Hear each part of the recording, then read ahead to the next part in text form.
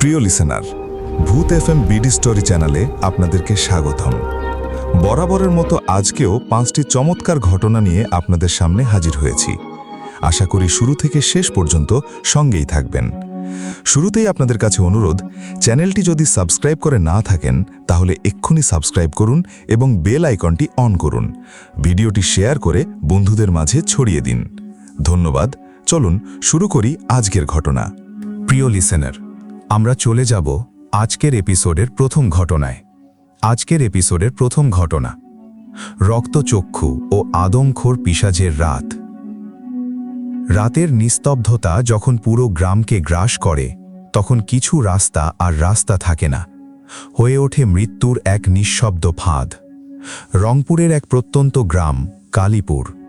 গ্রামটির চারপাশে ঘন বিশাল বাঁশঝাড়, বিস্তীর্ণ ধান ক্ষেত, আর মাঝে মাঝে ডানা ঝাপটানো বাদুড়ের শব্দ ছাড়া আর কোনো সার শব্দ থাকে না।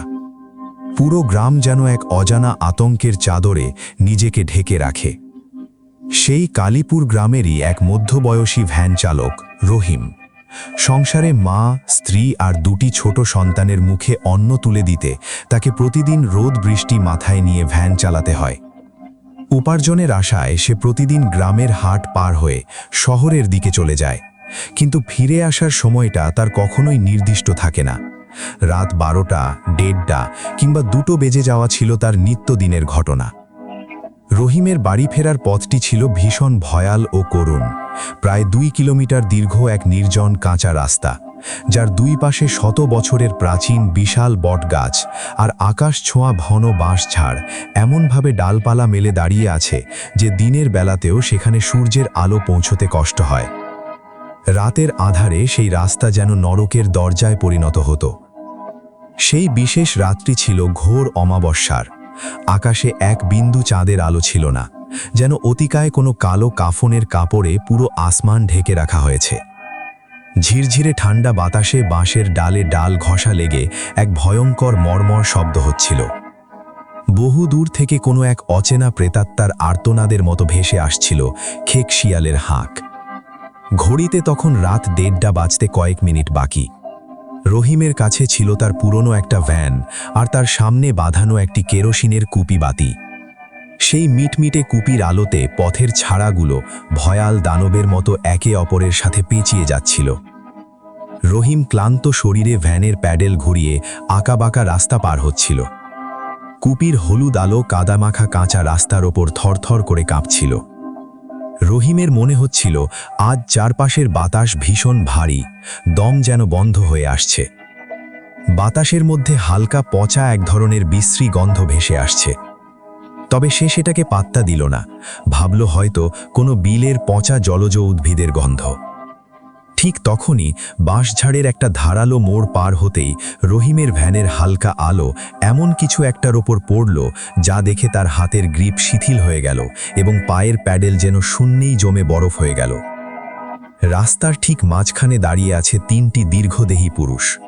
তাদের অস্বাভাবিক উচ্চতা, প্রায় 8 ফুট হবে। পরনে কুচকুচে সাদা ঢিলেঢালা ধবধবে পাঞ্জাবি আর মাথায় সাদা টুপি। কিন্তু সবচেয়ে ভয়াবহ বিষয় হলো, এই গভীর রাতে কাঁচা রাস্তায় কাদার ছড়াছড়ি থাকলেও তাদের ধবধবে সাদা জামায় এক ফোঁটা কাদা বা ধুলোর দাগও লেগে নেই। তারা এক চুলও নড়ছে না, একদম মূর্তি মতো স্থির দাঁড়িয়ে আছে। রহিমের বুকের ভেতরটা ছাদ করে উঠল, গায়ের লোমগুলো একে একে খাড়া হয়ে গেল, কপাল দিয়ে গড়িয়ে পড়ল শীতল ঘাম। তবে সবচেয়ে নারকীয় দৃশ্যটি অপেক্ষা করছিল তাদের পায়ের কাছে। মাটির ওপর শুইয়ে রাখা হয়েছে একটি দীর্ঘ বস্তু, সাদা ধবধবে কাফনের কাপড়ে পরম যত্নে মোড়ানো একটি তাজা মরদেহ। আর সেই কাফনের কাপড়ের বুক ও পেটের অংশ চুইয়ে তাজা লাল রক্ত মাটিতে গড়িয়ে পড়ছিল। রক্ত তখনও জমাট বাঁধেনি, ফোঁটা ফোঁটা হয়ে কাঁচা মাটিতে পড়ে এক বীভৎস ফেনা তৈরি করছিল। রহিম ভয়ে আচ্ছন্ন হয়ে থরথর করে কাঁপছিল। সে ভ্যান থামানো মাত্রই মাঝখানে দাঁড়িয়ে থাকা লোকটি ধীরে ধীরে কয়েক পা এগিয়ে এলো। কুপির আলোয় লোকটির মুখটি স্পষ্ট হচ্ছিল না, মনে হচ্ছিল মুখের জায়গায় শুধু গাঢ় ছায়া ভাসছে। তবে তার চোখ দুটো স্পষ্ট দেখা যাচ্ছিল। কোনো চোখের মণি নেই, কাঁচের মতো স্থির এবং কুচকুচে কালো। লোকটি অতিমাত্রায় ভারী ও যান্ত্রিক কণ্ঠে বলে উঠল, হে ভ্যান চালক, ভয় পেও না। আমাদের এই ভাই কিছুক্ষণ আগে মারা গেছে। পাশের গ্রাম হরিপুরের গোরস্থানে একে দ্রুত নিয়ে যেতে হবে। আমাদের সাথে কোনো গাড়ি নেই, তুমি আমাদের পৌঁছে দাও, তোমাকে 5,000 টাকা ভাড়া দেব। 5,000 টাকা! সেই যুগে রহিমের মতো একজন দরিদ্র ভ্যান চালকের কাছে তা ছিল ভাগ্যের মতো। তবে টাকার লোভের চেয়েও বড় কথা, লোকগুলোর পরনে সাদা পাঞ্জাবি, টুপি আর মুখে নরম সুর দেখে রহিম ভাবল এরা হয়তো কোনো মাদ্রাসার বুজুর্গ হুজুর বা পরহেজগার ধর্মপ্রাণ মানুষ। কাফনে মোড়ানো লাশ দেখে তার অন্তরাত্মা কেঁপে উঠলেও 3 জন ধার্মিক লোক সাথে আছে ভেবে সে ভয় কিছুটা চেপে নিল। কিন্তু রহিম জানত না এই পরম ধার্মিক রূপের পিছনে লুকিয়ে আছে শত বছরের এক নারকীয় সত্যি, যা তার জীবনকে চিরতরে বদলে দিতে চলেছে। রহিম কাঁপতে থাকা হাত দুটোকে সামলে নিয়ে ভ্যানটি তাদের সামনে আরও একটু এগিয়ে দিল। লোক তিনটি অত্যন্ত যত্নে অথচ অস্বাভাবিক এক অলৌকিক শক্তিতে সেই ভারী মরদেহটিকে তুলে ভ্যানের পেছনের কাঠের পাটাতনে রাখল। তাদের হাতের স্পর্শে কাফনের কাপড়টি যেন আরও বেশি রক্তে ভিজে উঠল। লাশটি রাখার সময় ভ্যানটি একটি ঝাঁকুনি খেল, কিন্তু আশ্চর্যের বিষয় হলো সেই ঝাঁকুনিতে ভ্যানের পুরো কাঠের বডি থেকে এক তীব্র ঠান্ডা বরফের মতো অনুভূতি রহিমের পিঠে এসে লাগল। 3 জন লোকও ভ্যানে উঠল। 2 জন বসল লাশের দুপাশে, আর প্রধান লোকটি বসল একদম লাশের পায়ের কাছে, অর্থাৎ রহিমের ঠিক পেছনে। রহিম নিঃশ্বাস বন্ধ করে প্যাডেলের ওপর চাপ দিল। ভ্যান চলতে শুরু করল। কালীপুরের সেই অন্ধকার বাঁশঝাড় ঘেরা পথ ধরে ভ্যান যত এগোতে লাগল, চারপাশের পরিবেশ তত বেশি থমথমে হতে লাগল। কোনো এক অজ্ঞাত কারণে আকাশের মেঘগুলো আরও ঘন হয়ে চারদিক একদম কুচকুচে কালো করে ফেলল। চারপাশের বাতাসে আগে যে হালকা বিশ্রী গন্ধটা পাওয়া যাচ্ছিল, তা হঠাৎ করেই কয়েক হাজার গুণ তীব্র হয়ে উঠল। সে গন্ধ কোনো সাধারণ পচা বা নোংরা জিনিসের গন্ধ নয়, বহুকাল পুরনো কোনো গোরস্থান থেকে পচে যাওয়া পিশাচের লাশের মাংস আর আঁশটে চর্বি পচনের দুর্গন্ধ। সেই উৎকট গন্ধে রহিমের গা গুলিয়ে উঠতে লাগল, বমি আসতে লাগল। হঠাৎ রহিমের ঠিক পেছনের আসন থেকে এক বীভৎস শব্দ ভেসে এলো, কর্মর কর্মর, চপচপ। শব্দটি একদম রহিমের কানের কাছ থেকে আসছিল। মনে হচ্ছে কেউ বা কারা খুব শক্ত কোনো পশুর হাড় বা খুলি ধারালো দাঁত দিয়ে চিবিয়ে গুঁড়ো করে ফেলছে, আর তার সাথে কাঁচা মাংস চিবনোর এক গা শিউড়ে ওঠা চপচপ আষ্টে আওয়াজ। রহিমের মাথার তালু থেকে পায়ের পাতা পর্যন্ত এক ভয়াল বরফ শীতল তরঙ্গ বয়ে গেল। তার গায়ের রক্ত যেন জমে বরফ হয়ে যেতে লাগল। সে মনে মনে জপতে শুরু করল পরম করুণাময়ের নাম। নিজেকে সান্ত্বনা দেওয়ার চেষ্টা করল, হয়তো কোনো শিয়াল পাশে কিছু খাচ্ছে বা এটা তার মনের ভুল। কিন্তু শব্দটা বন্ধ তো হলোই না, বরং তার তীব্রতা এবং ভয়াবহতা বহু গুণে বেড়ে গেল। সেই সাথে শোনা গেল এক চরম তৃপ্তির বিভৎস পিশাচ তুল্য ফোঁসফাঁস নিঃশ্বাস। রহিম আর নিজেকে ধরে রাখতে পারল না। অতিরিক্ত আতঙ্কে তার সমস্ত শরীর কাঁপছিল, গলা শুকিয়ে কাঠ হয়ে গিয়েছিল। অদম্য এক ভয়াল কৌতূহল তাকে চেপে ধরল। সে কাঁপা কাঁপা ঘাড়টা পেছনে ঘোরালো। ভ্যানের কুপির হালকা হলুদ আলো পেছনের আসনে গিয়ে পড়েছে, আর যা রহিম দেখল তা দেখার পর পৃথিবীর কোনো সুস্থ মানুষের মানসিক ভারসাম্য ঠিক থাকা সম্ভব নয়। রহিম স্তব্ধ হয়ে দেখল সেই সাদা পাঞ্জাবি ও টুপি পরা 3 হুজুর রূপী মানুষ তাদের কাফনের কাপড়টি ছিঁড়ে টুকরো টুকরো করে ফেলেছে, আর কাফনের ভেতরে থাকা সেই নতুন লাশের বুক চিরে, পেট চিরে তারা হাত দিয়ে কাঁচা মাংস, নাড়ি ভুড়ি, রক্তমাখা দিয়ে বের করে কোনো বুনো পশুর মতো গোগ্রাসে গিলে খাচ্ছে। তাদের দাঁতগুলো আর মানুষের মতো নেই। প্রতিটি দাঁত প্রায় 3-4 ইঞ্চি লম্বা, করাতের মতো ধারালো আর ব্লেডের মতো বাঁকা। মুখ দিয়ে খাঁটি কাঁচা রক্ত চুইয়ে তাদের বুক ও পাঞ্জাবিতে উপচে পড়ছে। তাদের চোখের রক্তচক্ষু থেকে বেরোচ্ছে জ্বলন্ত আগুনের লাল আলো। সবচেয়ে বিভৎস দৃশ্য হল একজন পিশাচ লাশের একখানা পুরো হাতের চামড়া ছিঁড়ে ফেলে পাঁজরের হাড় মট করে ভেঙে ভেতরের তাজা মজ্জা চুষে চুষে খাচ্ছে।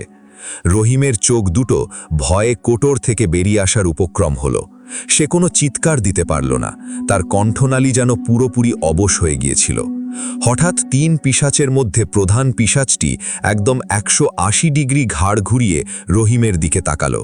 তার সম্পূর্ণ মুখ কাঁচা রক্তে মাখামাখি, চোয়ালের ফাঁকে আটকে আছে এক টুকরো কাঁচা নাড়ি ভরি। সে তার ধারালো করাতের মতো দাঁত বের করে এক অমানুষিক বিকট ও বিভৎস হেসে উঠল। সেই হাসি কোনো মানুষের হাসি নয়, তা ছিল নরকের গভীর থেকে উঠে আসা রক্তচোষা দানবের হুঙ্কার। সে তার হাঁ করা রক্তমাখা মুখ রহিমের কানের কাছে এনে চিৎকার করে বলল, দৌড়ে কোথায় যাবি তুই? এই লাশের পর তোকেও খাবো আমরা। তোর তাজা ঘিলু আর গরম কলিজা অনেক নরম হবে। রহিম আর 1 সেকেন্ডও সেখানে দাঁড়ায়নি। ভ্যানের ব্রেক না চেপে চলন্ত ভ্যান থেকে সে লাফিয়ে পড়ল পাথুরে কাঁচা রাস্তায়। হাত পা কনুই ছিলে রক্তারক্তি হয়ে গেল, মাংস ছিঁড়ে বেরিয়ে এলো, কিন্তু ভয়ের প্রচণ্ডতা এত বেশি ছিল যে সে কোনো ব্যথাই অনুভব করেনি। সে পেছনে ফিরে দেখার সাহসটুকুও হারালো। জীবনের সমস্ত শক্তি একত্রিত করে অন্ধের মতো অন্ধার পথ ধরে দৌড়াতে শুরু করল। পেছন থেকে ভেসে আসতে লাগলো 3টি প্রেতাত্মার সম্মিলিত বিকট গর্জন আর পিশাচতুল্য অট্টহাসি, যা পুরো কালীপুরের বাঁশঝাড় কাঁপিয়ে তুলছিল। অন্ধকার রাতে রহিম উন্মত্তের মতো দৌড়াচ্ছিল। চারপাশের বাঁশঝাড়গুলো যেন জীবন্ত হয়ে উঠছিল। মনে হচ্ছিল বাঁশের প্রতিটি শাখা প্রশাখা বড় বড় কালো হাত বাড়িয়ে তাকে চেপে ধরতে চাইছে। বাতাসের প্রতিটি শোঁ শোঁ শব্দ যেন বলে উঠছিল, তোকে আমরা খাবো, তোর রক্ত আমরা চুষব। রহিমের বুকের ভেতরের হৃৎপিণ্ডটা এত দ্রুত ও প্রচণ্ড জোরে লাফাচ্ছিল যে মনে হচ্ছিল তা পাঁজরের হাড্ডি ভেঙে এখনই বাইরে বেরিয়ে আসবে। তার শ্বাস প্রশ্বাস বন্ধ হয়ে আসছিল, মুখ দিয়ে আঠালো ফেনা গড়িয়ে পড়ছিল, গায়ের রক্তে জামা ভিজে একাকার। তবুও সে দৌড়াচ্ছিল শুধু জীবনের তাগিদে। দৌড়াতে দৌড়াতে রাস্তার মাঝামাঝি একটা প্রাচীন ইটের কালভার্ট বা সাঁকো ছিল। কালভার্টের উপর পৌঁছনো মাত্রই রহিমের শরীরের সমস্ত শক্তি এক মুহূর্তে শেষ হয়ে গেল। তার পায়ের রগগুলো যেন টান ধরে ছিঁড়ে গেল। চোখের সামনে হাজার হাজার কালো বিন্দু নাচতে লাগলো। চারপাশ সম্পূর্ণ অন্ধকার হয়ে এলো। মুখ দিয়ে সাদা গাজলা বা ফেনা বের হতে হতে রহিম সেই ইটের কালভার্টের কালচে শ্যাওলা ধরা সিমেন্টের ওপর আছকে পড়ল। সে আর নড়তে পারল না, ঢলে পড়ল অচেতনের অন্ধকারে। পরদিন প্রাতঃকালে পাখির কিচিরমিচিরে নয়, বরং গ্রামের কয়েকজন কৃষক যখন কাক ডাকা ভোরে হাঁটে যাওয়ার জন্য বাড়ি থেকে বের হলো, তখন তারা কালভার্টের উপর কিছু একটা পড়ে থাকতে দেখল। কাছে গিয়ে তারা শিউরে উঠল। রহিম সেখানে উপুড় হয়ে পড়েছিল। তার শরীর কাঠের টুকরোর মতো শক্ত হয়ে জমে গিয়েছে, সারা শরীরে কাদা আর শুকিয়ে যাওয়া রক্তের দাগ। তবে সবচেয়ে ভীতিজনক ছিল তার চোখ দুটি। রহিমের চোখের পাতা খোলা, কিন্তু চোখের মণি স্থির হয়ে একদম ওপরের দিকে উঠে গেছে। মুখ দিয়ে শুকিয়ে যাওয়া সাদা ফেনা তার গাল বেয়ে থিতুনিতে লেগে আছে। গ্রামবাসীরা ভয়ে দুপা পিছিয়ে গেল। তারা ভাবল রহিম হয়তো মারা গেছে। তারা দ্রুত চিৎকার করে পুরো গ্রামের মানুষকে জড়ো করল। রহিমের এই ভয়াবহ অবস্থা দেখে তার স্ত্রী ও বৃদ্ধা মা কান্নায় ভেঙে পড়ল। গ্রামের কয়েকজন জোয়ান পুরুষ তাকে চাটাই করে তুলে তার ঘরে নিয়ে এলো। ঘণ্টার পর ঘণ্টা ধরে রহিমের সারা গায়ে মাথায় শত শত বালতি ঠান্ডা পানি ঢালা হলো, কিন্তু রহিমের কোনো সাড়া শব্দ নেই। তার শরীর সম্পূর্ণ অবশ, চোখের মণি একই জায়গায় অপলক আটকে আছে। সে শ্বাস নিচ্ছে, কিন্তু কোনো প্রতিক্রিয়া নেই, ঠিক যেন এক জীবিত লাশ বা আত্মাহীন একটি দেহ। অবস্থা ভয়াবহ দেখে গ্রামের মসজিদের প্রবীণ ও বৃদ্ধ ইমাম সাহেবকে খবর দেওয়া হলো। ইমাম সাহেব এসে রহিমের অবস্থা ভালো করে পর্যবেক্ষণ করলেন। তিনি রহিমের খোলা স্থির চোখের দিকে তাকিয়েই শিউরে উঠলেন এবং বুক থেকে দীর্ঘশ্বাস ফেললেন। তিনি জলদি কোরআনের সূরা ফালাক ও সূরা নাস তেলাওয়াত করে গ্লাসের পানিতে ফুঁ দিয়ে সেই পানি রহিমের মুখে ও চোখে ছিটছিটিয়ে দিলেন। পানি ছেটানোর সাথে সাথেই রহিমের ঝিমিয়ে থাকা দেহটা বিষধর সাপের মতো বিকট মোচড় দিয়ে উঠল। রহিম এক অমানুষিক বিকট চিৎকার দিয়ে চোখ মেলে ধড়ফড় করে বিছানায় উঠে বসল। ঘরের সবাই ভয়ে পিছিয়ে গেল।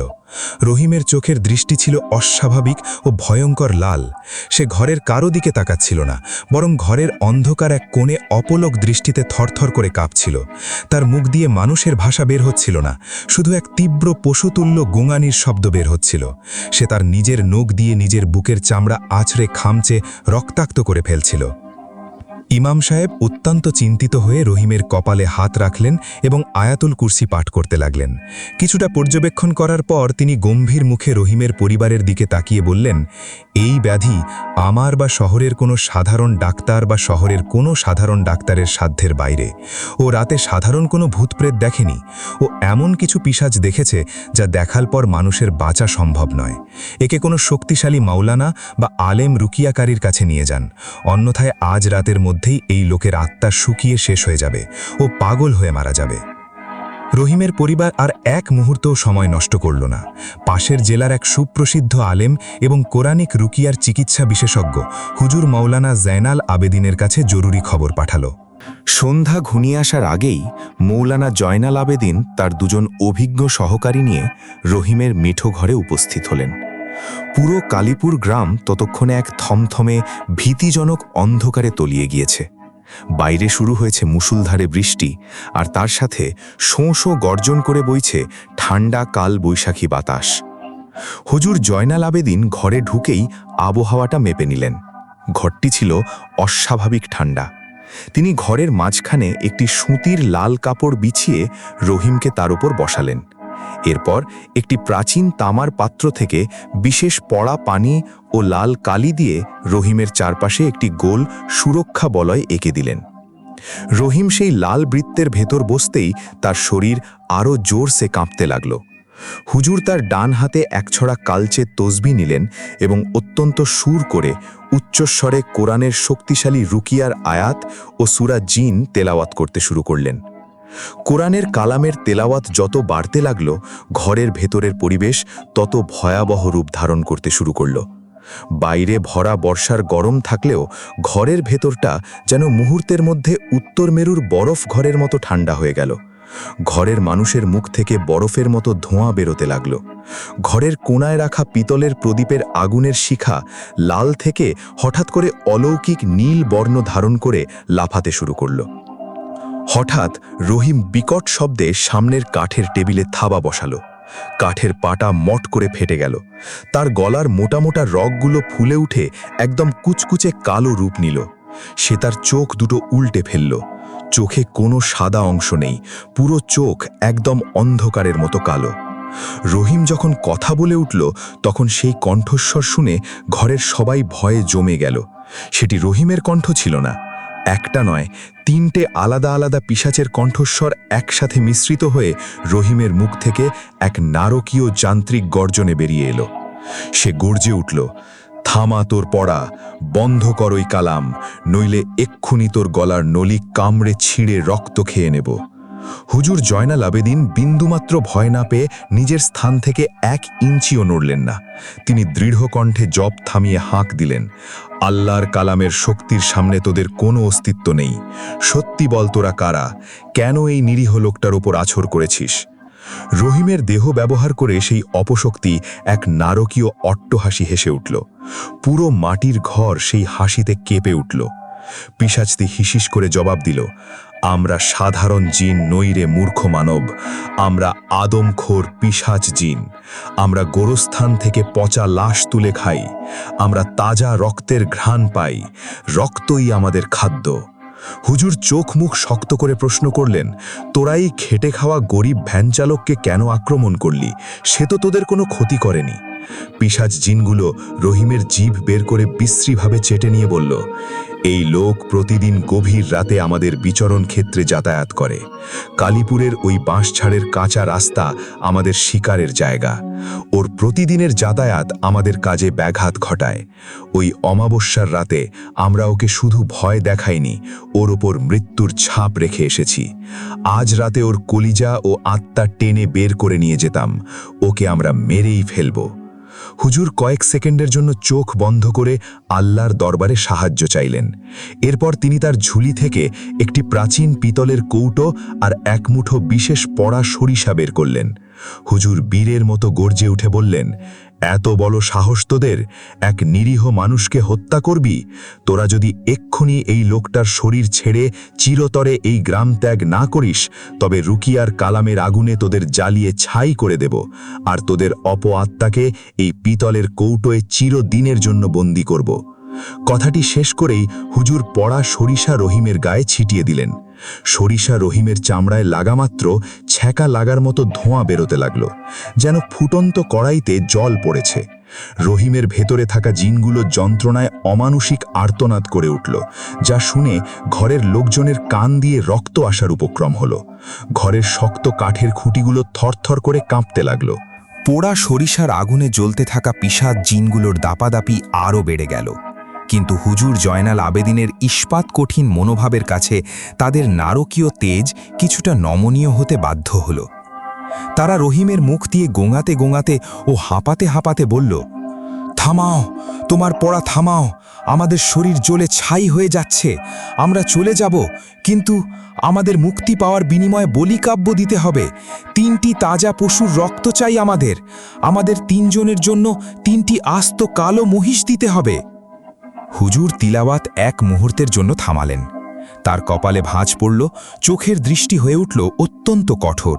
তিনি একগাল অবজ্ঞার হাসি হেসে কড়া সুরে বললেন, মহিষ? তোদের এত বড় আবদার? একজন গরিব ভ্যান চালক যে দিনে একবেলা খেতে পায় না, সে তোদের মহিষ কোত্থেকে দেবে?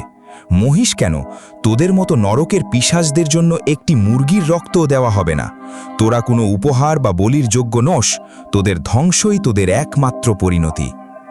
কথাটি শেষ হতে না হতেই হুজুর তার হাতের সমস্ত সরিষা পড়া একসাথে রহিমের মুখ ও বুকে ছিটিয়ে দিলেন এবং সূরা জিন, আয়াতুল কুরসি ও সূরা সাফফাত উচ্চস্বরে বজ্র কণ্ঠে তেলাওয়াত করতে শুরু করলেন।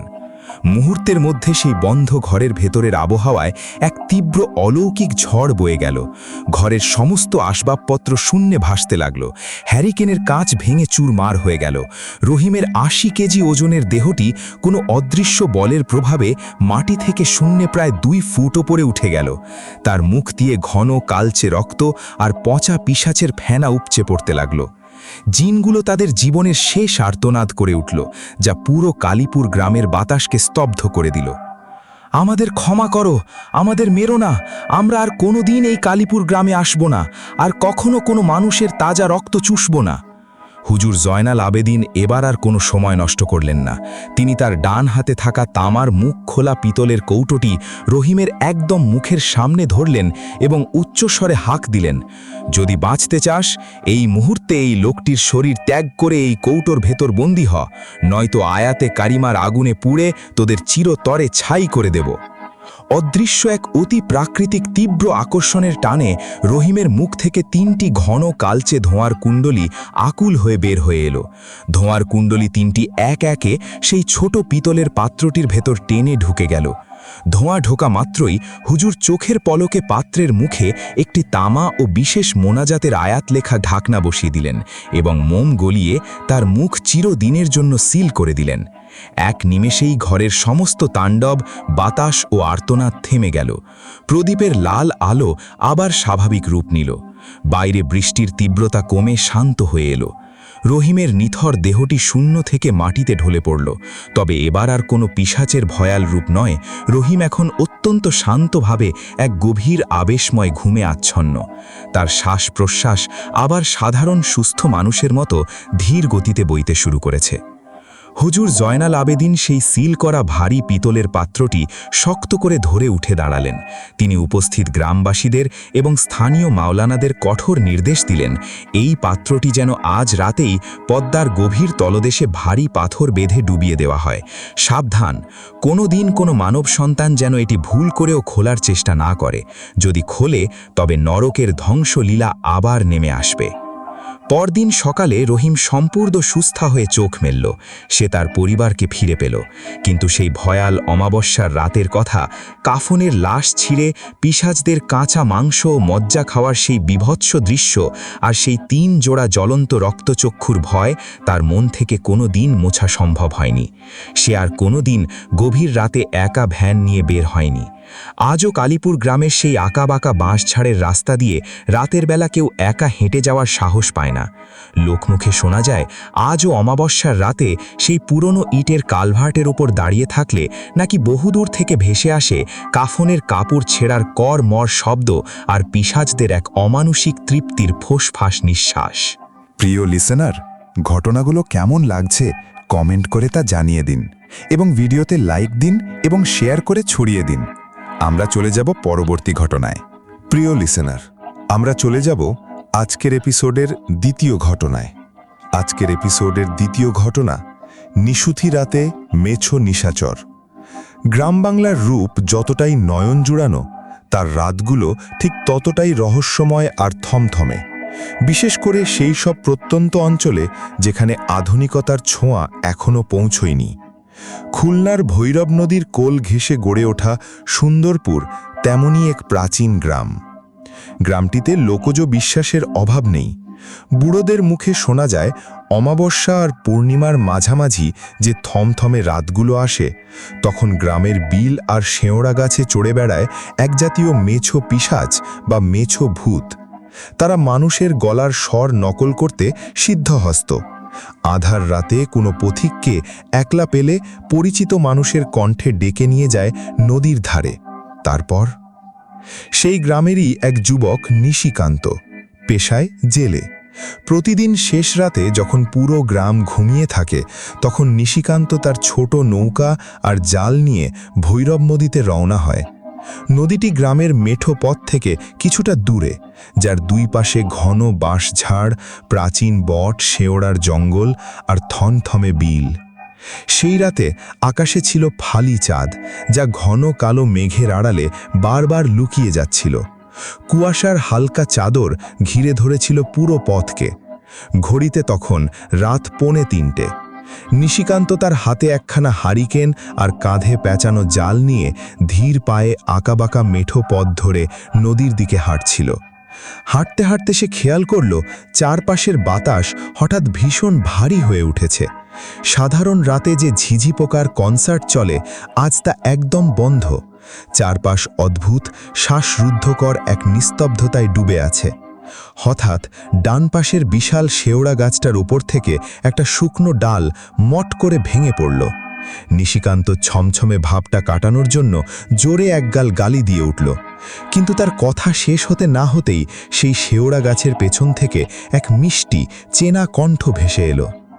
নিশি ভাই, ও নিশি ভাই, একটু থামো না, একলা একলা কই যাও? কণ্ঠটি একদম স্পষ্ট। নিশিকান্ত হারিকেনটা ওপরে তুলল। সেই কণ্ঠটি তাদেরই পাড়ার ছোট বোন বকুলের।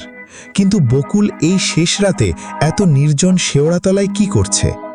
নিশিকান্ত থমকে দাঁড়িয়ে বলল, কে? বকুল নাকি? অবেলায় এই বাঁশঝাড়ের তলায় তুই কি করিস? শেওড়া গাছের ঘন ছায়া থেকে এক অবয়ব বের হয়ে এলো। তার পরনে বকুলের মতোই লাল শাড়ি, কিন্তু নিশিকান্ত খেয়াল করল মেয়েটির হাঁটার ধরন অদ্ভুত। তার পা দুটি যেন মাটিতে স্পর্শ করছে না, শূন্যে ভেসে আসছে। আর ঠিক তখনই বাতাসের অভিমুখ বদলে গেল। বাতাস থেকে ভেসে এলো এক তীব্র, আষ্টে, পচা মাছের উৎকট গন্ধ। এমন গন্ধ যা কোনো স্বাভাবিক কাঁচা বা পচা মাছে থাকে না। নিশিকান্ত বুকের ভেতর একটা ধাক্কা খেল, গায়ের লোমগুলো কাটার মতো খাড়া হয়ে উঠল। সে মনে মনে ভাবল, বকুল তো মাছের কাজ করে না, তবে তার শরীর থেকে এত তীব্র মেছো গন্ধ আসছে কেন? সে এক পা পিছিয়ে এসে বলল, তুই বকুল না, কে তুই? মেয়েটি এবার এক অদ্ভুত যান্ত্রিক অট্টহাসি হেসে উঠল। তার মুখের হাসির সাথে সাথে ঠোঁট দুটি দুপাশে কানের কাছ পর্যন্ত চিরে গেল। হাসির শব্দটা আর কোনো মানুষের ছিল না, সেটি ছিল ধাতব পাত ঘষার মতো এক শিউরে ওঠা শব্দ। নিশিকান্ত হাত থেকে হারিকেন ফেলে দেওয়ার উপক্রম করল। কুপির মিটমিটে আলোয় সে দেখল বকুলের রূপ ধরে দাঁড়িয়ে থাকা সত্তাটির চোখের মণি একদম অদৃশ্য। চোখের কোটরে কেবল কুচকুচে কালো গহ্বর। সে তার ধারালো 4-5 ইঞ্চি লম্বা কালো নখযুক্ত হাতটি নিশিকান্তের দিকে বাড়িয়ে বলল, তোর জালে আজ যে বড় রুই মাছটা পড়বে সেটা আমাকে দিবি নিশি? দে না, খুব ক্ষুধা পেয়েছে। নিশিকান্ত আর এক মুহূর্তেও দাঁড়াল না। জালের ঝোলা ফেলে দিয়ে সে সোজা নদীর ঘাটের দিকে দৌড়াতে শুরু করল। তার পায়ের নিচে শুকনো পাতা আর মরা ডাল ভাঙার মরভর শব্দ হচ্ছিল, আর ঠিক তার পেছনের বাতাস থেকে ভেসে আসছিল সেই সত্তার বিকট তৃপ্তির ফোঁসফাঁস শব্দ। দৌড়াতে দৌড়াতে নিশিকান্ত যখন নদীর ঘাটে গিয়ে পৌঁছালো, তার বুকের ছাতি যেন ফেটে আসছিল। কপালে ঘামের তোড়। সে দ্রুত ঘাটে বাঁধা তার ডিঙি নৌকার দড়ি কেটে দিয়ে লাফিয়ে ওপরে উঠল এবং বৈঠা হাতে নিয়ে নদীর মাঝখানে ডিঙি বাড়িতে লাগল। নদীর পানির ঠান্ডা বাতাস গায়ে লাগতেই সে ভাবল, এবার হয়তো রক্ষা পাওয়া গেল। প্রেতাত্মারা নাকি নদী বা বহমান পানি পার হতে পারে না। গ্রামের লোকজ বিশ্বাস তো এমনই বলে। কিন্তু নিশিকান্ত জানত না, সে রাতে নদীর বুকেও তার জন্য নরক অপেক্ষা করছিল। নৌকা নদীর মাঝখানে পৌঁছতেই চারপাশের নদীর পানি হঠাৎ থমথমে স্থির হয়ে গেল। কোনো ঢেউ নেই, বাতাস নেই, কিন্তু আশ্চর্যের বিষয়, নিশিকান্তের ছোট্ট ডিঙি নৌকাটি কোনো অজ্ঞাত টানে প্রচণ্ডভাবে কাঁপতে লাগল। হঠাৎ পানির তলদেশ থেকে একটা বিশ্রী পচা আষ্টে গন্ধ ভকভক করে উপরে উঠে এলো। ছপাত! নৌকার ঠিক সামনে নদীর কালো পানি চিরে কিছু একটা উপরে ভেসে উঠল। নিশিকান্ত ভয়ে চিৎকার করে দুপা পিছিয়ে গেল। পানির ওপর ভেসে উঠেছে একটা প্রকাণ্ড বিভৎস মুখমণ্ডল। তার মুখটা মানুষের মতো, কিন্তু চামড়া আঁশের মতো শক্ত আর কালচে। তার মুখ ভর্তি ইঞ্চি তিনেক লম্বা করাতের মতো বাঁকা দাঁত, আর সেই দাঁতের ফাঁকে আটকে আছে কাঁচা কাঁচা মাছের খণ্ড আর লাল রক্ত। সেটি ছিল এক মেছো পিশাচ, যা জলের নিচে রূপ বদলে শিকার করে। সেই জিন পিশাচটি জলের ভেতর থেকে অর্ধেক শরীর ওপরে তুলে এক বিকট অমানুষিক গর্জন করে উঠল। নদীতে এলেই কি বেঁচে গেলিস ভেবেছিস? আজ তোর বুকের তাজা মাংস আর রক্ত দিয়ে আমার ক্ষুধা মিটাবো। পিশাচটি তার লম্বা নখওয়ালা হাত দিয়ে নৌকার পাড় ধরে মোচড় দিল। শক্ত কাঠের নৌকাটি মট করে ফেটে যাওয়ার শব্দ হলো। নৌকাটি ডুবতে শুরু করল। নিশিকান্ত প্রাণভয়ে চিৎকার করতে করতে নদীর ঠান্ডা পানিতে ঝাঁপ দিল। পানির নিচে নেমে সে বুঝতে পারল, অলৌকিক এক অপশক্তি তাকে নিচের দিকে টেনে নিয়ে যাচ্ছে। পানির নিচে এসে স্পষ্ট দেখল, মেছো পিশাচটির নিচের অংশ কোনো মানুষের মতো নয়, বরং আস্ত এক দানবীয় বিষধর সাপের মতো পেঁচানো। সে নিশিকান্তর পা পেঁচিয়ে ধরে তাকে জলের একদম গভীরে টেনে নিয়ে যাচ্ছিল। নিশিকান্ত পানির নিচে নিঃশ্বাস আটকে রেখে নিজের পকেটে থাকা ছোট মাছ কাটার ছুরিটা বের করল। জীবনের শেষ শক্তিটুকু একত্রিত করে সে পিশাচটির পেঁচানো গায়ে পরপর কয়েকবার আঘাত করল। পিশাচটি যন্ত্রণায় পানির নিচেই এক তীব্র চিৎকার দিল। পানির ভেতর লাল রক্তের কুণ্ডলী ভেসে উঠল। পিশাচের বাঁধন ঢিলে হতেই নিশিকান্ত সাঁতরে পানির উপরে উঠে এলো এবং কোনো মতে নদীর তীরে উঠে কাঁপতে কাঁপতে ডাঙায় আছড়ে পড়ল। তীরে উঠেই সে গ্রামের চণ্ডীমণ্ডপ ও প্রবীণ সাধক সনাতন কবিরাজের আশ্রমে ছুটে গেল। কবিরাজ মশাই লোকজ তান্ত্রিক ক্রিয়া ও অশুভ শক্তি তাড়াতে সিদ্ধহস্ত ছিলেন। নিশিকান্ত যখন অর্ধমৃত অবস্থায় কবিরাজের কুটিরে গিয়ে আছড়ে পড়ল, তখন তার মুখ দিয়ে রক্ত আর ফেনা গড়িয়ে পড়ছে। সারা শরীরে পিশাচের নখের গভীর ক্ষতের দাগ। সনাতন কবিরাজ নিশিকান্তকে দেখেই চিৎকার করে উঠলেন, ওরে, ও তো মেছো নিশা পিশাচের ছোঁয়া পেয়েছে, জলদি তামার পাত্রে পঞ্চগব্য আর শ্বেতসরিষা নিয়ে আয়। কবিরাজ দ্রুত নিশিকান্তর চারপাশে একটি রক্ষা বলয় এঁকে দিলেন এবং মন্ত্রপুত জল ছিটিয়ে দিতে লাগলেন। ঠিক তখনই ঘরের চালে আর বাইরের উঠোনে শুরু হলো এক ভয়ঙ্কর তাণ্ডব। উঠোনের প্রাচীন বটগাছটি যেন মড়মড় করে ভেঙে পড়ার অপক্রম হলো। বাইরে থেকে শোনা যেতে লাগলো শত শত পিশাচের বিকট অট্টহাসি আর নখ দিয়ে বাঁশের বেড়া আছড়ানোর বীভৎস শব্দ। উঠোন থেকে পিশাচটি গর্জে উঠল, সনাতন, ওকে আমাদের হাতে সঁপে দে, নইলে আজ তোর আশ্রমে আগুন জ্বালিয়ে দেব। সনাতন কবিরাজ বিন্দুমাত্র বিচলিত হলেন না। তিনি তার পিতলের প্রদীপে মন্ত্র পড়া ঘৃত ঢেলে আগুনের শিখা বাড়িয়ে দিলেন। তিনি হাঁক দিয়ে বললেন, ওরে অধম মেছো পিশাচ, লোকজ কালাম আর চণ্ডী মন্ত্রের শক্তিতে আজ তোকে ছাই করব। তোরা কালীপুর ও সুন্দরপুরের মানুষকে বহু বছর ধরে ভয় দেখিয়ে আসছিস, আজ তোদের শেষ দিন। কবিরাজ মশাই তার কাঠের জপমালা ঘোরাতে ঘোরাতে এক মুঠো পড়া শ্বেত সরিষা প্রদীপের আগুনে ছুঁড়ে মারলেন। আগুনের শিখা নীল থেকে তীব্র রক্ত লাল বর্ণ ধারণ করল। বাইরের সেই বিকট চিৎকার যন্ত্রণার আর্তনাদে রূপ নিল। ঘরের বাঁশের বেড়া চিরে পিশাচটি তার বিভৎস রক্তচক্ষু নিয়ে ভেতরের দিকে তাকালো। পিশাচটি যন্ত্রণায় গোঙাতে গোঙাতে বলল, থামাও তান্ত্রিক, আমাদের শরীর জ্বলে যাচ্ছে, আমরা আর কোনো দিন এই সুন্দরপুরের নদীতে আসব না, কিন্তু আমাদের মুক্তি দেওয়ার বিনিময়ে আমাদের বলি দিতে হবে। 3টি কালো পাঠা আর 1 মণ তাজা মাছ নদীর ঘাটে ভাসিয়ে দিতে হবে। কবিরাজ একগাল কড়া হাসি হেসে বললেন, বলি চাই তোদের মতো অপশক্তিকে 1 ফোঁটা জলও দেওয়া হবে না, তোদের জায়গা এই পৃথিবীতে নয়, নরকের অতল গহ্বরে। কবিরাজ আবার মন্ত্রপাঠ করে মন্ত্রপুত ত্রিশূলটি মাটিতে পুঁতে দিলেন। মুহূর্তের মধ্যে ঘরের ভেতর এক তীব্র বায়ুর ঘূর্ণিপাক তৈরি হল। অদৃশ্য এক অতিপ্রাকৃত টানে বাইরে থাকা পিশাচের কালো ধোয়াময় রূপটি জানলার ফাঁক দিয়ে ঘরের ভেতর টেনে চলে এলো। পিশাচটি যন্ত্রণায় শেষবারের মতো এমন এক ভয়াবহ চিৎকার দিল যে গ্রামের কুকুরগুলো দূর থেকে ভয়ে কেঁদে উঠল।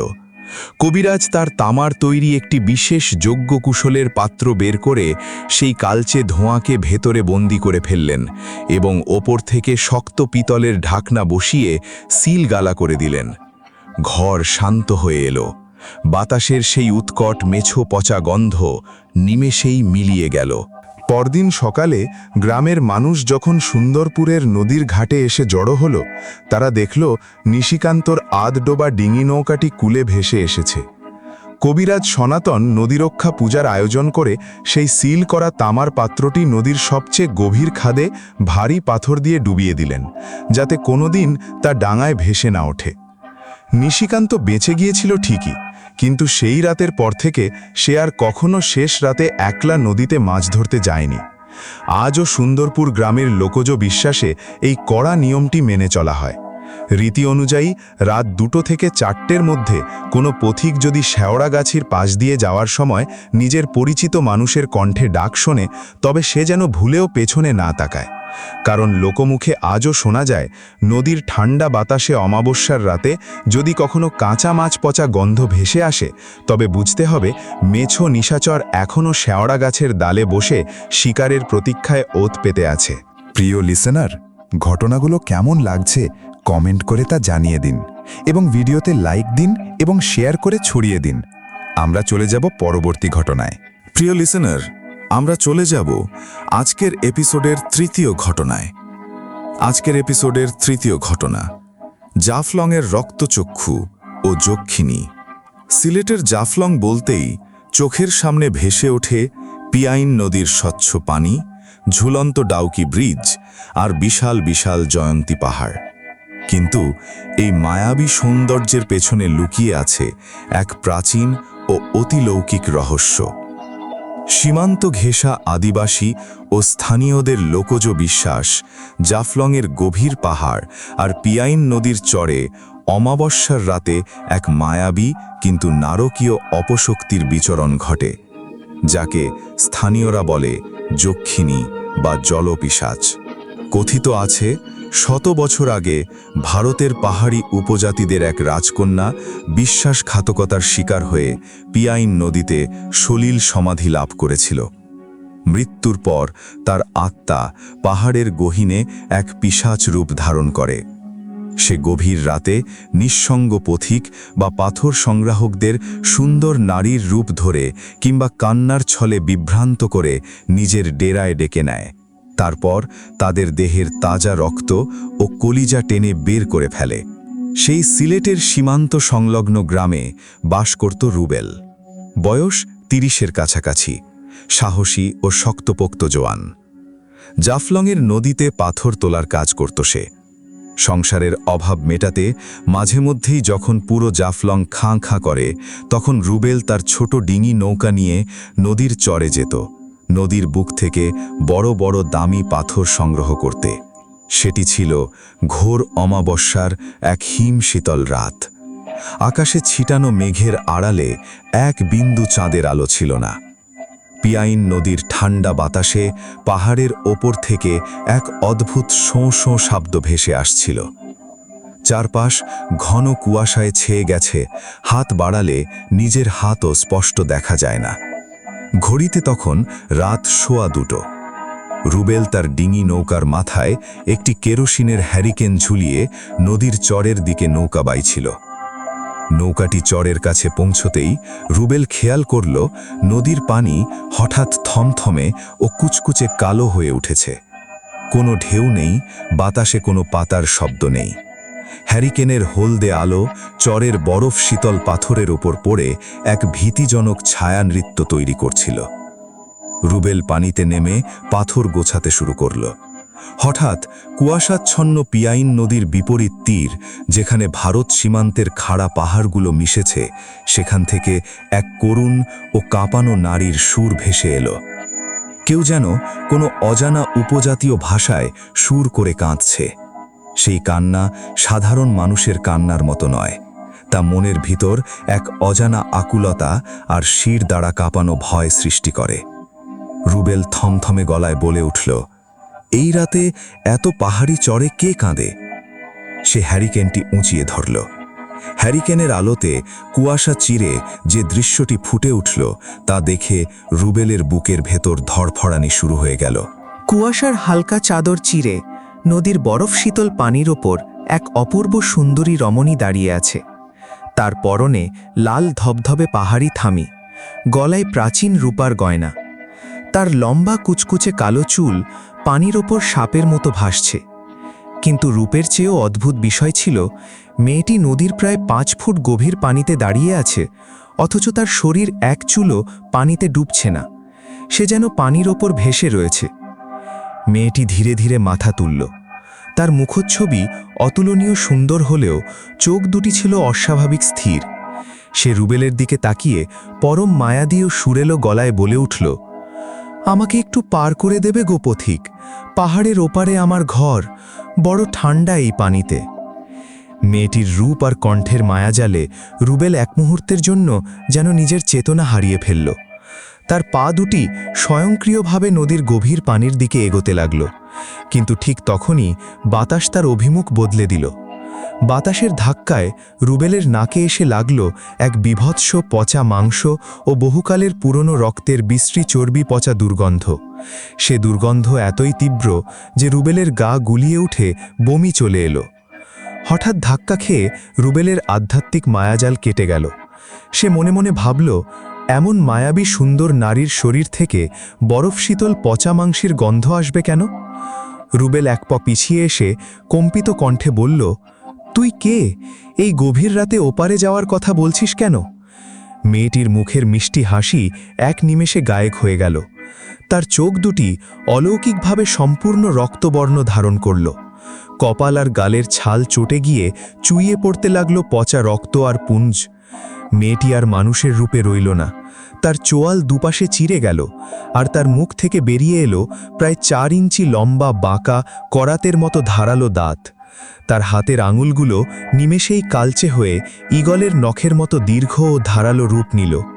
সেটি ছিল সেই লোকজ অভিশাপ, জাফলংয়ের যক্ষিণী। যক্ষিণী এক বিকট অমানুষিক চিল চিৎকার দিয়ে উঠল, যা জয়ন্তী পাহাড়ের গায়ে প্রতিধ্বনি হয়ে পুরো পিয়াইন নদীকে কাঁপিয়ে দিল।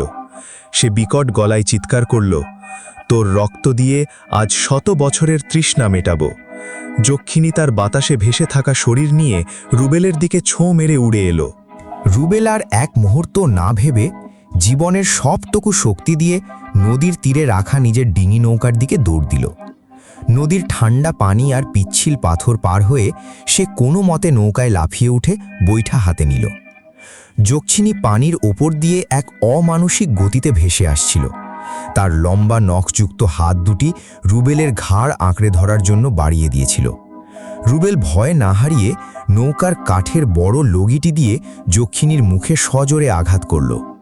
মট করে এক শব্দ হলো। লগির আঘাতে যক্ষিণীর মুখের চামড়া ছিঁড়ে গেল, কিন্তু সে কোনো ব্যথা পেল না।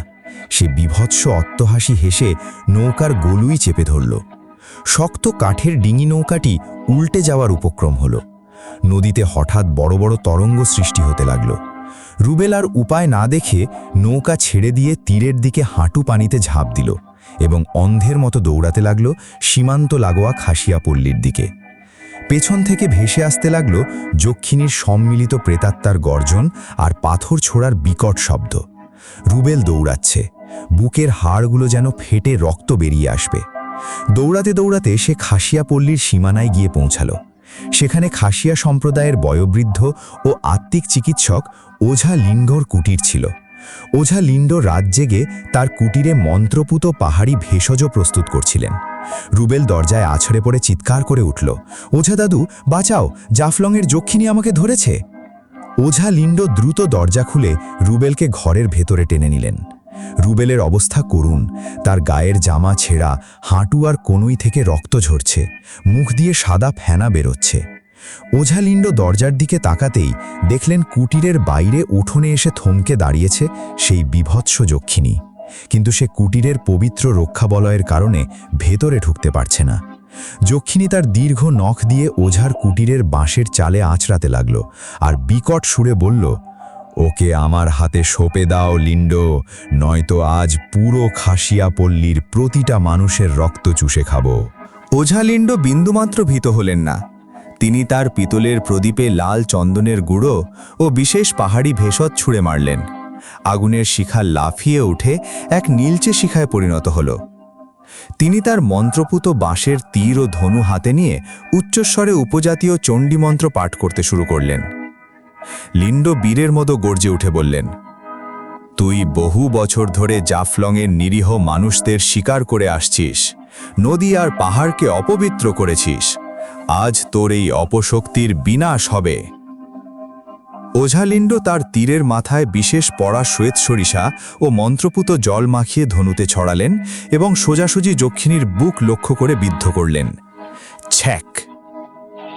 তীরটি যক্ষিণীর বুকে বিদ্ধ হওয়া মাত্রই তার শরীর থেকে আগ্নেয়গিরির মতো ছাই ও কালচে ধোঁয়া বেরোতে লাগল।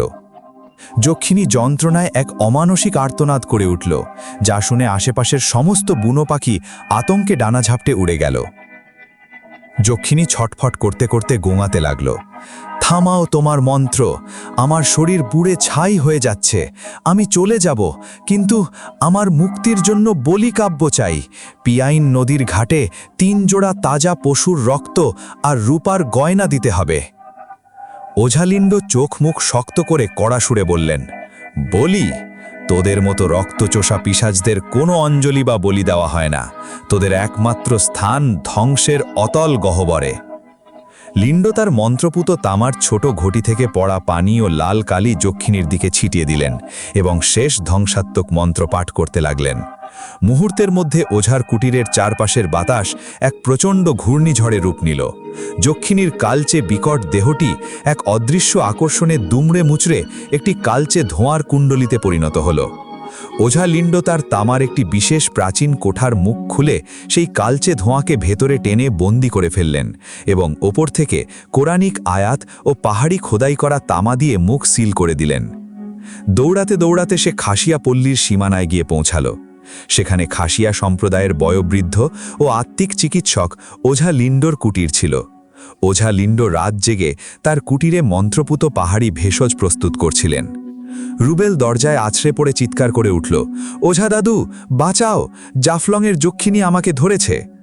ওঝা লিন্ডো দ্রুত দরজা খুলে রুবেলকে ঘরের ভেতরে টেনে নিলেন। রুবেলের অবস্থা করুণ, তার গায়ের জামা ছেঁড়া, হাঁটু আর কনুই থেকে রক্ত ঝরছে, মুখ দিয়ে সাদা ফেনা বেরোচ্ছে। ওঝা লিন্ডো দরজার দিকে তাকাতেই দেখলেন কুটিরের বাইরে উঠোনে এসে থমকে দাঁড়িয়েছে সেই বিভৎস যক্ষিণী, কিন্তু সে কুটিরের পবিত্র রক্ষাবলয়ের কারণে ভেতরে ঢুকতে পারছে না। যক্ষিণী তার দীর্ঘ নখ দিয়ে ওঝার কুটিরের বাঁশের চালে আছড়াতে লাগল আর বিকট সুরে বলল, ওকে আমার হাতে সঁপে দাও লিন্ডো, নয়তো আজ পুরো খাসিয়া পল্লীর প্রতিটা মানুষের রক্ত চুষে খাব। এক নিমেষেই ঘরের সমস্ত তাণ্ডব ও বাতাসের বিকট চিৎকার থেমে গেল। বাইরের আকাশ ধীরে ধীরে পরিষ্কার হতে লাগল। পিয়াইন নদীর থমথমে হাওয়া আবার স্বাভাবিক রূপ নিল। ওঝা লিন্ডো সেই সিল করা তামার পাত্রটি শক্ত করে ধরে উঠে দাঁড়ালেন।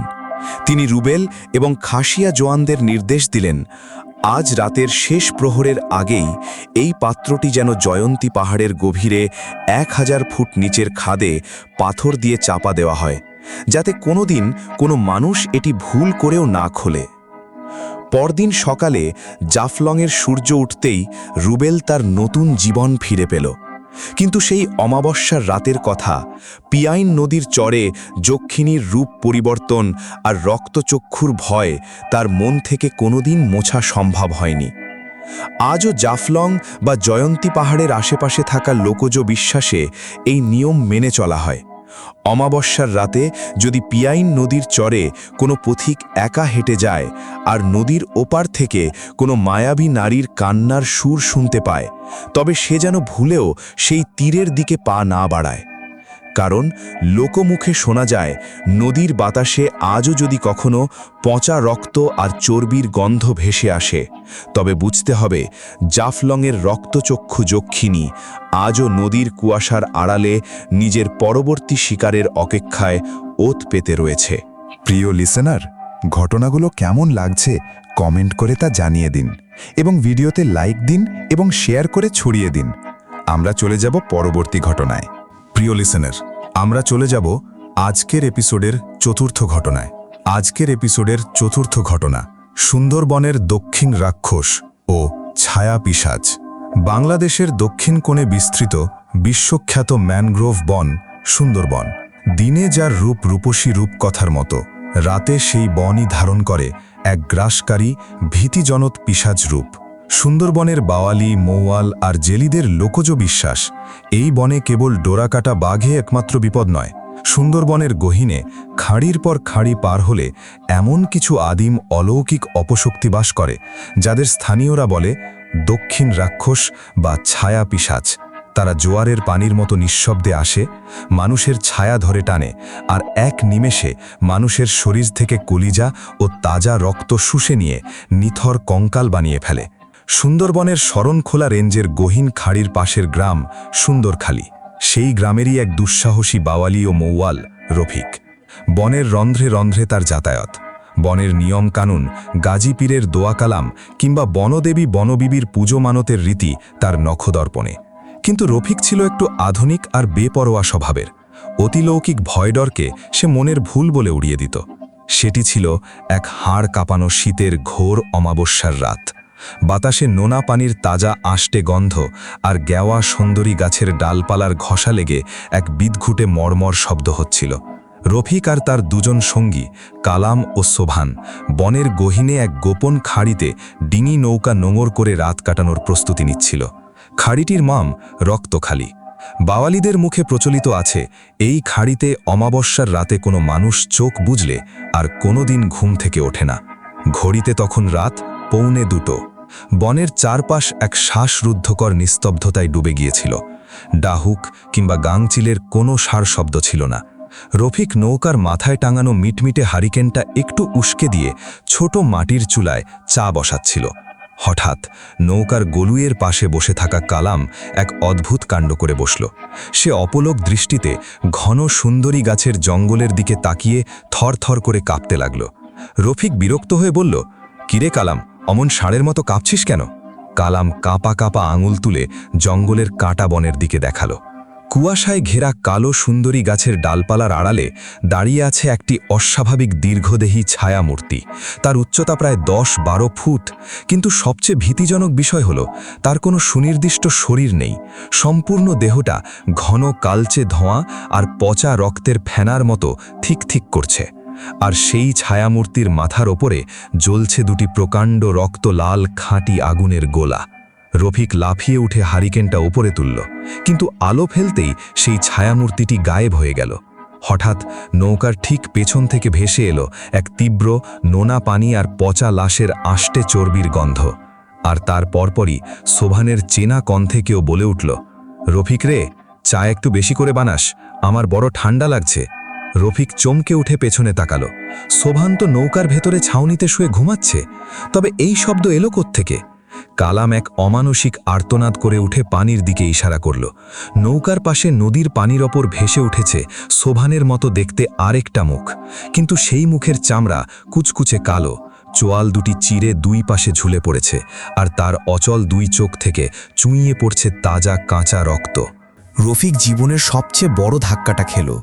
তার গায়ের রোমগুলো একে একে খাড়া হয়ে গেল। মেরুদণ্ড দিয়ে যেন বরফ শীতল কাল সাপ নেমে গেল।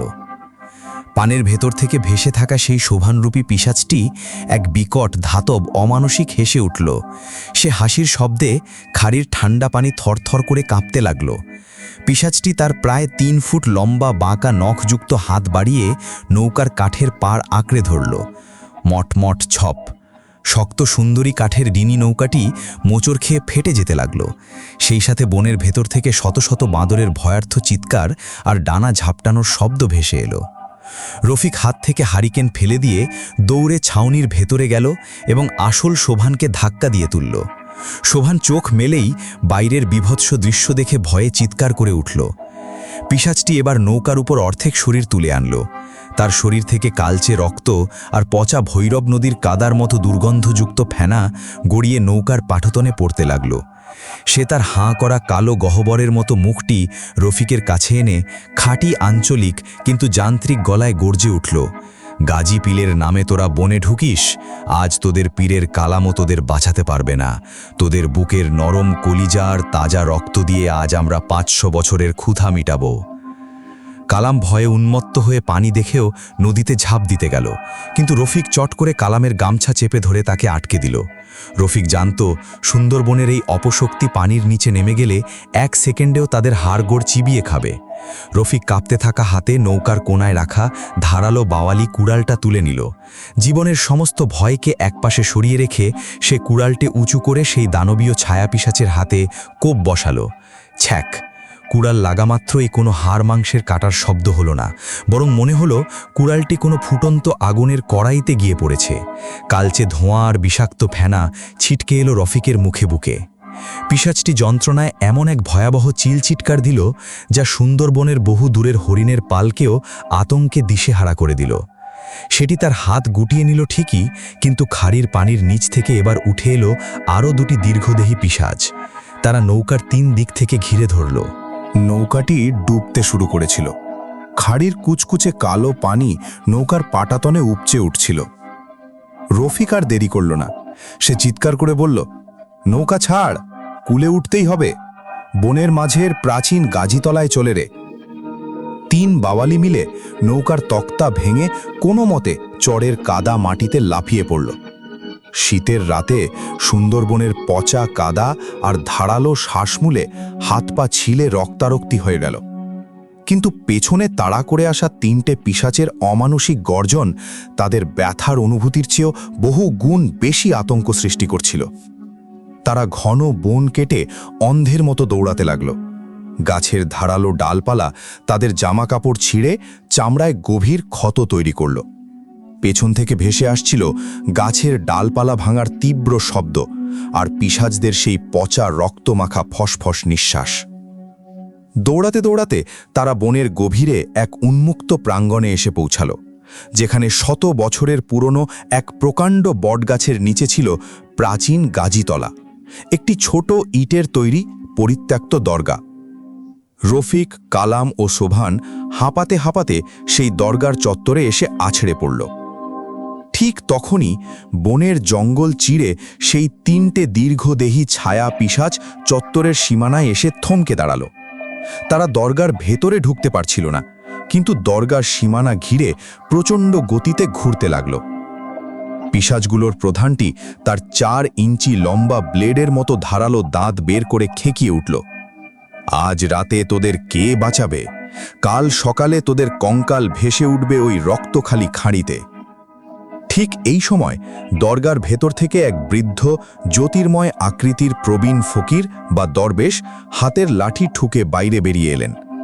তিনি সুন্দরবনের আদি ও সুপরিচিত সাধক শাহ ফকির। শাহ ফকির বাওয়ালিদের এই ভয়াবহ অবস্থা দেখে শিউরে উঠলেন। তিনি তার ঝুলির ভেতরের পুরনো পিতলের কৌটো আর পড়া সরিষা বের করে নিলেন। তিনি গম্ভীর বজ্রকণ্ঠে হাঁক দিলেন, ওরে সুন্দরবনের পিশাচের দল, তোদের সীমা লঙ্ঘন করার সাহস কিভাবে হলো?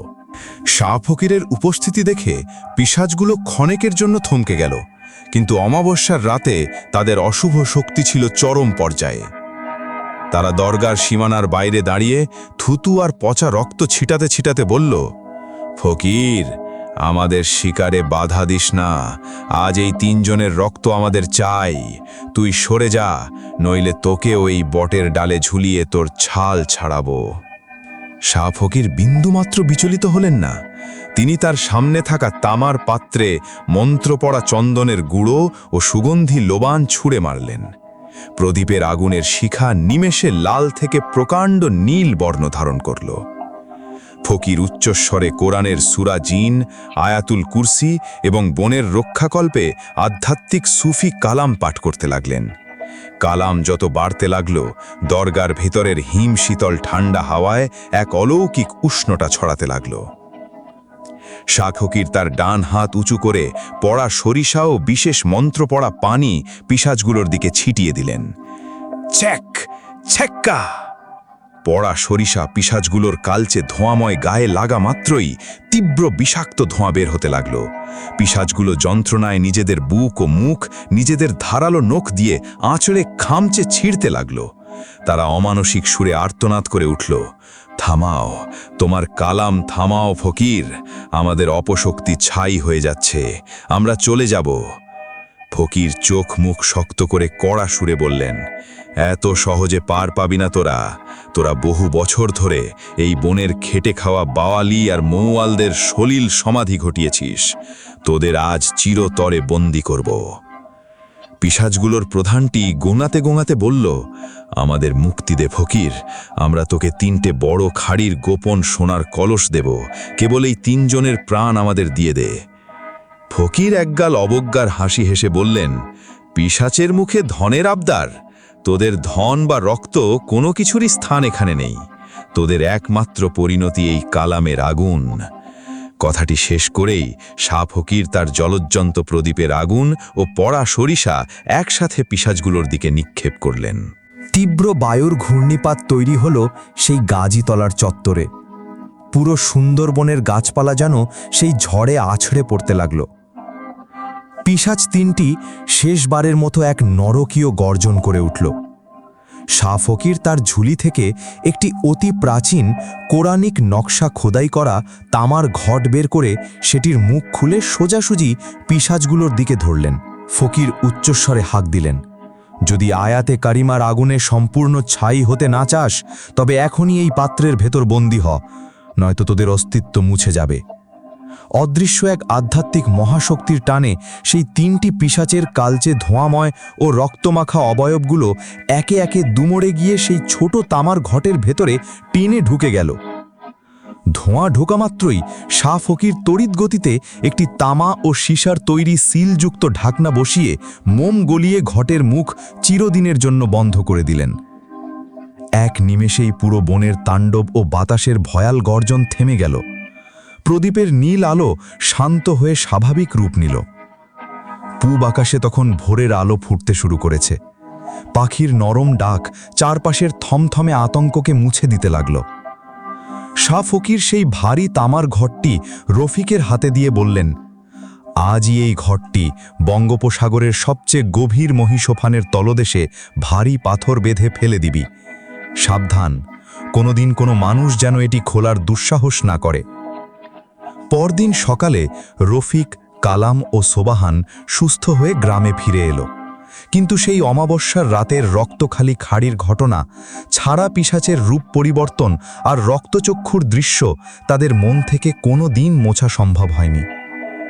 আজও সুন্দরবনের জেলি, বাওয়ালি আর মৌয়ালদের মধ্যে এই কড়া নিয়মটি লোকজ বিশ্বাস হিসেবে মেনে চলা হয়।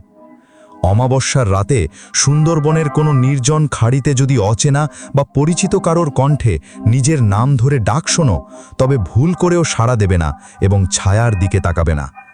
কারণ লোকমুখে আজও শোনা যায়, সুন্দরবনের রক্তখালি খাড়িতে রাতে যদি কখনো তীব্র পচা রক্ত আর নোনা কাদার দুর্গন্ধ ভেসে আসে, তবে বুঝতে হবে দক্ষিণ রাক্ষস ও ছায়া পিশাচেরা আজও গহীন জঙ্গলের আড়ালে শিকারের অপেক্ষায় ওঁত পেতে রয়েছে।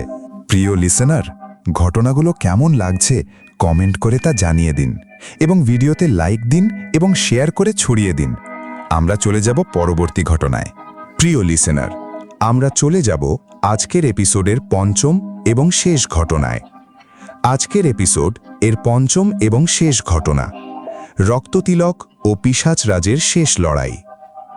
বরিশাল জেলার সন্ধ্যা নদীর কূল ঘেঁষে দাঁড়িয়ে থাকা এক অতি প্রাচীন গ্রাম চণ্ডীপুর। গ্রামটির এক প্রান্তে লোকচক্ষুর অন্তরালে অবস্থিত শত বছরের পুরনো এক মহাশ্মশান। শ্মশানের এক পাশে ডালপালা মেলে দাঁড়িয়ে আছে বিশাল এক রক্তকাঞ্চন ও শেওড়া গাছ, যার নিচে রয়েছে পলি ও শ্যাওলায় ঢাকা প্রাচীন চণ্ডী মন্দির। স্থানীয় লোকজ বিশ্বাস, এই শ্মশানে সাধারণ কোনো অশরীরী বাস করে না। সেখানে রাজত্ব করে জিন জগতের সবচেয়ে ভয়াল ও রক্তচোষা এক সত্তা, যার নাম পিশাচরাজ রুধির ভৈরব। কথিত আছে বহু শত বছর আগে এক উন্মাদ কাপালিক সাধনার ভুলে এই লাল চক্ষু পিশাচ জিনকে বশীভূত করতে গিয়ে নিজের প্রাণ দিয়েছিল। সেই থেকে এই রুধির ভৈরব প্রতি অমাবস্যার রাতে শ্মশানের চারপাশের গ্রামগুলোয় নরবলি আর তাজা রক্তের সন্ধানে ঘুরে বেড়ায়। তার আছর হলে মানুষের শরীর থেকে রক্ত শুকিয়ে কয়েক ঘন্টার মধ্যে কঙ্কাল হয়ে যায়। সেই চণ্ডীপুর গ্রামের এক ধনী গৃহস্থের একমাত্র ছেলে ছিল তুষার, বয়স 24-25। এক ঘোর অমাবস্যার রাতে গ্রামের মেঠো পথ ধরে বাড়ি ফেরার পথে তুষার ভুল করে শ্মশানের সীমানায় পা দেয়। সেই রাতে শ্মশানের শেওড়া গাছ থেকে ভেসে আসছিল কটু আষ্টে গন্ধ আর শুকনো হাড় চিবনোর শব্দ। তুষার কৌতূহলবশত শ্মশানের দিকে তাকাতেই দেখে রক্তের মতো লাল দুটো বিশাল চোখ আঁধারে জ্বলছে। পরদিন সকালেই ঘরে আছড়ে পড়ে তুষার। তার শরীরের চামড়া নীল হয়ে যেতে থাকে, মুখ দিয়ে রক্ত মিশ্রিত ফেনা উঠতে শুরু করে, আর গলার রগগুলো কালো সাপের মতো ফুলে ওঠে। সে এক বিকট ও যান্ত্রিক গলায় চিৎকার করে পুরো ঘর ভাঙচুর করতে থাকে। তুষারের এই ভয়াবহ অবস্থা দেখে গ্রামের প্রবীণরা ডেকে আনলেন পার্শ্ববর্তী অঞ্চলের বিখ্যাত প্রবীণ কালী তান্ত্রিক ও রুকিয়াকার সাধক বামাচরণ তান্ত্রিককে। বামাচরণ সাধু হিসেবে যেমন সিদ্ধহস্ত, তেমনি আধ্যাত্মিক মন্ত্র ও তান্ত্রিক ক্রিয়ায় পারদর্শী। তার পরনে রক্তলাল বস্ত্র, কপালে রক্তচন্দনের তিলক আর গলায় রুদ্রাক্ষের মালা। তুষারের ঘরে পা দিয়েই বামাচরণ থমকে দাঁড়ালেন। ঘরের ভেতরের তাপমাত্রা মুহূর্তের মধ্যে প্রচণ্ড ঠান্ডা হয়ে গিয়েছিল। প্রদীপের আলো লাল থেকে নীল বর্ণ ধারণ করে কাঁপছিল। বামাচরণ গভীর কণ্ঠে বলে উঠলেন, এ কোনো সাধারণ ভূতের আছর নয়, এ জিন জগতের ঘোরতর পিশাচ রুধির ভৈরব। আজ রাতে যদি এর বিচ্ছেদ না ঘটানো যায়, তবে এই ছেলের আত্মা নরকের আগুনে ছাই হয়ে যাবে। তুষারের বিছানার চারপাশে তান্ত্রিক বামাচরণ একখানা মেটাল বা পিতলের কুশল রেখে পড়া সর্ষে ও পঞ্চগব্য দিয়ে আঁকলেন এক দুর্ভেদ্য সুরক্ষা বলয়। তুষার সেই বলয়ের দিকে তাকিয়ে বিকট গর্জন করে উঠল। তুষারের মুখ থেকে 3-4টি আলা বা অমানুষিক কণ্ঠস্বর একসাথে বেরিয়ে এলো। বামাচরণ, তোর এত বড় সাহস, তুই রুধির ভৈরবকে চ্যালেঞ্জ করিস? এই পশুর মতো মানুষকে আমি আজ রাতে পুরোপুরি চুষে খাবো, ওর পরিজার তাজা রক্তে আমার তৃষ্ণা মিটবে। বামাচরণ বিন্দুমাত্র ভীত না হয়ে চোখ দুটো বন্ধ করে জপমালা ঘোরাতে লাগলেন। তিনি তার কপালে নতুন করে রক্তচন্দনের তিলক আঁকলেন এবং চণ্ডী কাপালিক মন্ত্র ও আয়াতুল কুরসি একত্রে উচ্চস্বরে পাঠ করতে শুরু করলেন। কোরআনিক কালাম আর তান্ত্রিক মন্ত্রের সংমিশ্রণে ঘরের বাতাস ভারী হয়ে উঠল। ঘরের কাঠের চাল মটমট করে ফেটে যেতে লাগল। বামাচরণ তার ত্রিমুখী তামার তিলকদণ্ড তুলে নিয়ে তুষারের কপালে স্পর্শ করা মাত্রই ছ্যাঁকা লাগার মতো কালচে ধোঁয়া বের হতে লাগল। তুষার যন্ত্রণায় এমন এক চিলচিৎকার দিল, যা শুনে গ্রামের প্রতিটা ঘরের কুকুর ভয়ে কেঁদে উঠল। তুষারের ভেতরে থাকা পিশাচরাজ লাল চোখ দুটো কোঠর থেকে বের করে হিস হিস করে বলল, এখানে নয়, যদি হিম্মত থাকে আজ মধ্যরাতে চণ্ডীপুর মহাশ্মশানে আয়। সেখানে সিদ্ধান্ত হবে তোর তান্ত্রিক শক্তি নাকি আমার 100 বছরের পিশাচ রাজত্ব। তুষারের দেহ ঢলে পড়ল অচেতনের কোলে। বামাচরণ বুঝতে পারলেন, এই পিশাচকে তুষারের শরীর থেকে পুরোপুরি উপড়ে ফেলতে হলে শ্মশানের সাধনা পীঠেই মুখোমুখি লড়াইয়ে নামতে হবে। রাত তখন 1:45। অমাবস্যার অন্ধকার যেন আঠার মতো চেপে বসেছে চণ্ডীপুর মহাশ্মশানে। কালপুরুষের ছায়া ঢেকে গেছে কুয়াশার চাদরে। বামাচরণ তান্ত্রিক তার হাতে একখানা তামা ও পিতলের ত্রিশূল, মন্ত্রপড়া আগুনের ধনুচি আর এক মুঠো পড়া রক্ত সর্ষে নিয়ে শ্মশানের রক্তকাঞ্চন বৃক্ষের নিচে সাধনায় বসলেন। তার চারপাশে জ্বালানো হল 108টি রক্তবর্ণের প্রদীপ। হঠাৎ শ্মশানের চারপাশের আকাশ চিরে এক ভয়াবহ বজ্রপাত ঘটল। বাতাস হঠাৎ বন্ধ হয়ে গেল, আর শ্মশানের চিতার ছাইগুলো শূন্যে ঘূর্ণিপাকের মতো উড়তে শুরু করল। শেওড়া গাছের ওপর থেকে নেমে এলো এক নারকীয় অন্ধকার। সেই অন্ধকারের ভেতর থেকে বের হয়ে এলো পিশাচরাজ রুধির ভৈরব। তার আকৃতি প্রায় 15 ফুট দীর্ঘ, শরীরের চামড়া কুচকুচে কালো ও আঁশের মতো শক্ত। তার 4খানা হাত, যার নখগুলো যেন বাঁকা ধারালো ব্লেড, মুখ ভর্তি 4 ইঞ্চি লম্বা রক্তমাখা কোনাকুনি দাঁত, আর মাথার ওপর জ্বলছে দুটো রক্তচক্ষু। পিশাচরাজ তার 4 হাত উঁচিয়ে গর্জে উঠল, বামাচরণ, আজ এই শ্মশানে তোর কাঁচা রক্ত দিয়ে আমি ভৈরব পূজা দেব। পিশাচরাজ তার অলৌকিক শক্তিতে শ্মশানের চিতা কাঠ আর পাথরগুলো বামাচরণের দিকে একযোগে ছুঁড়ে মারতে লাগল। বামাচরণ চট করে তার ত্রিশূল মাটিতে পুঁতে দিয়ে উচ্চস্বরে মহাভৈরব রক্ষামন্ত্র পাঠ করতে লাগলেন। তার চারপাশের আগুন এক অলৌকিক প্রতিরক্ষা বলয় তৈরি করল, যা সেই পাথর ও কাঠগুলোকে ছাই করে দিল। লড়াই গালগল্পের সীমা ছাড়িয়ে নারকীয় যুদ্ধে রূপ নিল। পিশাচরাজ রুধির ভৈরব তার 4 হাত দিয়ে শ্মশানের মাটি চিরে কালচে রঙের অতি প্রাকৃত সাপ ও প্রেতাত্মা তৈরি করে বামাচরণের দিকে ছেড়ে দিল।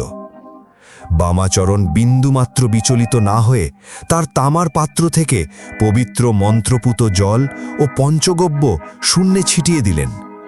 সেই জলের ছোঁয়ায় পিশাচের প্রেত সেনারা যন্ত্রণায় চিৎকার করতে করতে ছাই হয়ে যেতে লাগল। বামাচরণ গর্জে উঠলেন, ওরে অধম পিশাচ, তুই পরম করুণাময়ের সৃষ্টিকে ধ্বংস করতে এসেছিস। আজ তোর পিশাচ রাজত্বের অন্তিম সময়। বামাচরণ তান্ত্রিক কঠোর কণ্ঠে বললেন, তোকে চলে যেতে দেওয়া হবে না। তোকে মুক্তি দিলে তুই অন্য গ্রামে গিয়ে আবার মানুষ হত্যা করবি। তোকে আজ চিরতরে বন্দী হতে হবে।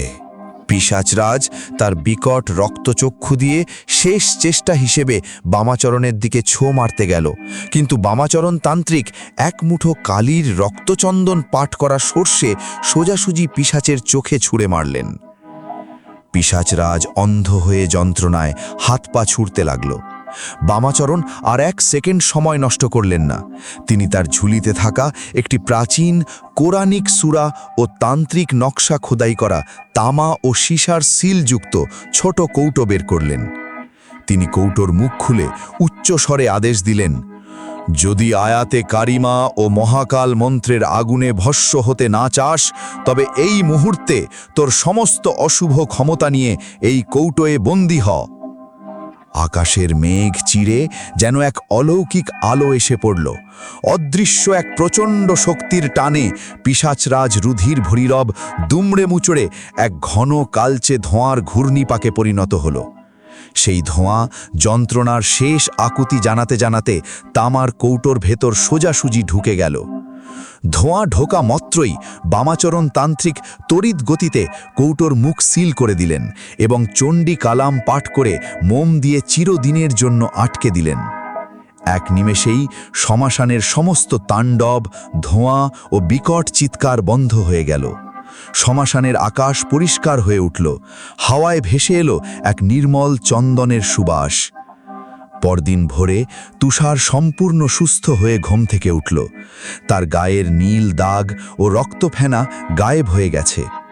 বামাচরণ তান্ত্রিক সেই সিল করা কৌটোটি একটি ভারী শিলার সাথে মেটালের তার দিয়ে বেঁধে সন্ধ্যা নদীর সবচেয়ে গভীর জলঘূর্ণিতে ডুবিয়ে দিলেন, যাতে কোনো মানব সন্তান তার কোনো দিন খুঁজে না পায়।